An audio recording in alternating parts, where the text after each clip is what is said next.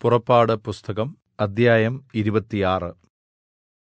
പിരിച്ച പഞ്ഞിനൂൽ, നീലനൂൽ, ധൂമ്രനൂൽ, ചുവപ്പുനൂൽ എന്നിവകൊണ്ടുണ്ടാക്കിയ 10 മൂടുശീലകൊണ്ട് തിരുനിവാസം നിർമ്മിക്കണം. നെയ്ത്തുകാരന്റെ ചിത്രപ്പണിയായ കെരൂബുകൾ അവയിൽ ഉണ്ടായിരിക്കണം.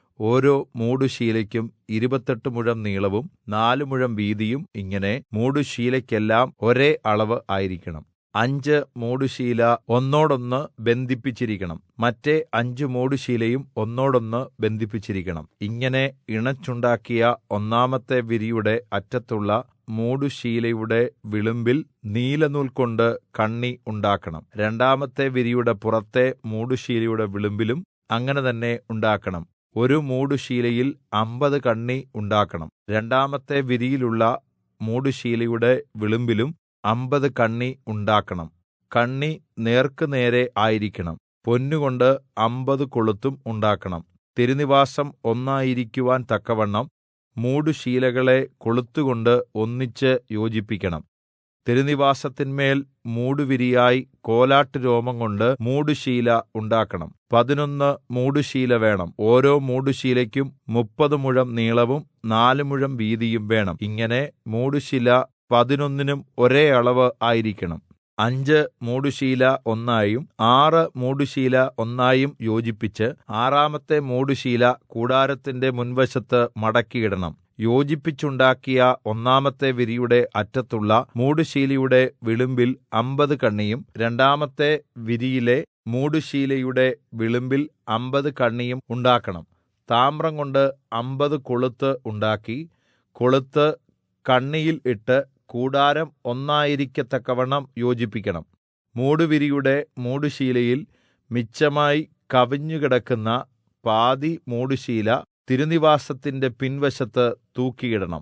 മൂടുവിരിയുടെ മൂടുശീല നീളത്തിൽ അവശേഷിക്കുന്നത് ഇപ്പുറത്ത് 1 മുഴവും അപ്പുറത്ത് 1 മുഴവും, ഇങ്ങനെ തിരുനിവാസത്തെ മൂടത്തക്കവണ്ണം അതിന്റെ 2 വശങ്ങളിലും തൂങ്ങിക്കിടക്കണം. ചുവപ്പിച്ച ആട്ടുകൊറ്റന്തോൽ കൊണ്ട് മൂടുവിരിക്ക് ഒരു പുറമൂടിയും അതിന്റെ മീതെ തകശുതോൽ കൊണ്ട് ഒരു പുറമൂടിയും ഉണ്ടാക്കണം.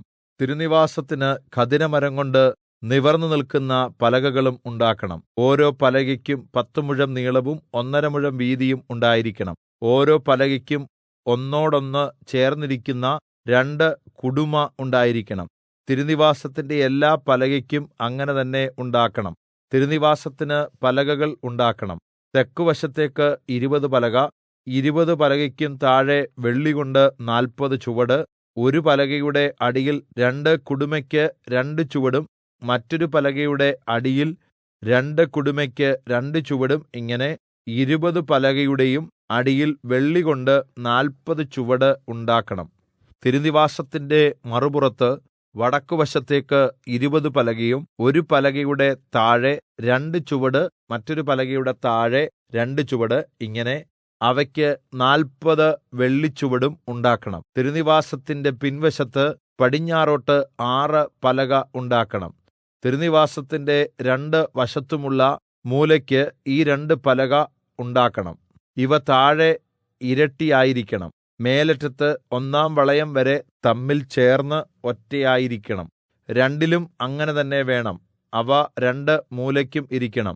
ഇങ്ങനെ 8 പലകയും അവയുടെ വെള്ളിച്ചുവട് ഒരു പലകയുടെ അടിയിൽ 2 ചുവട് മറ്റൊരു പലകയുടെ അടിയിൽ 2 ചുവട്, ഇങ്ങനെ 16 വെള്ളിച്ചുവടും വേണം. ഖദിരമരം കൊണ്ട് അന്താഴങ്ങൾ ഉണ്ടാക്കണം. തിരുനിവാസത്തിന്റെ ഒരു ഭാഗത്തെ പലകയ്ക്ക് 5 അന്താഴം, തിരുനിവാസത്തിന്റെ മറുഭാഗത്തെ പലകയ്ക്ക് 5 അന്താഴം, തിരുനിവാസത്തിന്റെ പടിഞ്ഞാറെ ഭാഗത്ത് പിൻവശത്തെ പലകയ്ക്ക് 5 അന്താഴം.